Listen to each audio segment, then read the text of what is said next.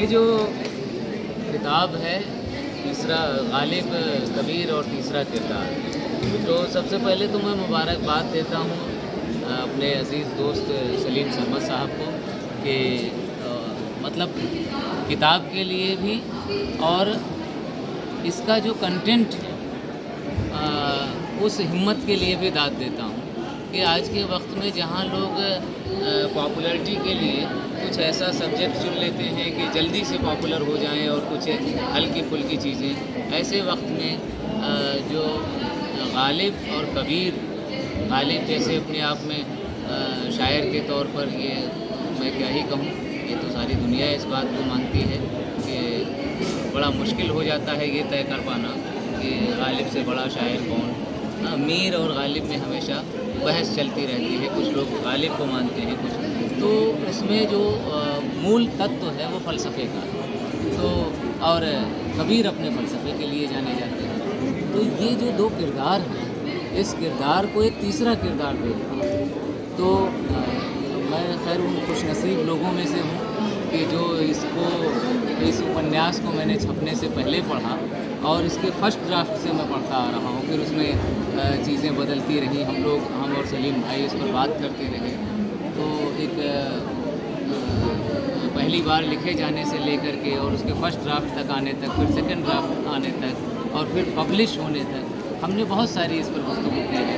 इस दरमियान मैंने जो अपना नाटक लिखा तो उसमें भी एक संशय उत्पन्न हुआ था कि कहीं हम दोनों के ख़याल उनके उपन्यास का विषय, मूल विषय और हमारे नाटक का जो विषय है या क्राफ्ट है वो कहीं जा कर के टकरा तो नहीं रहा।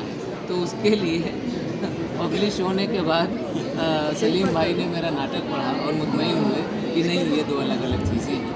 तो मैं अगर इस पर बात करना शुरू करूं तो न जाने कब तक करता रहूंगा, क्योंकि बहुत मुतासिर हूं और इसलिए कि एक लंबे वक्त से उस जोन में उसको पढ़ते हुए, उसको अपने अंदर उस किरदार को उतारते हुए, तो जाहिर सी बात है कि जब आप किसी चीज़ को पढ़ते हैं और वो आपको पसंद आए तो उसका नशा तारी हो जाता है। तो मैं तो अभी इस उपन्यास के नशे में हूँ, तो मैं तो बहुत देर तक बोलता जाऊँगा, लेकिन इसका कोई फ़ायदा नहीं है बोलने का।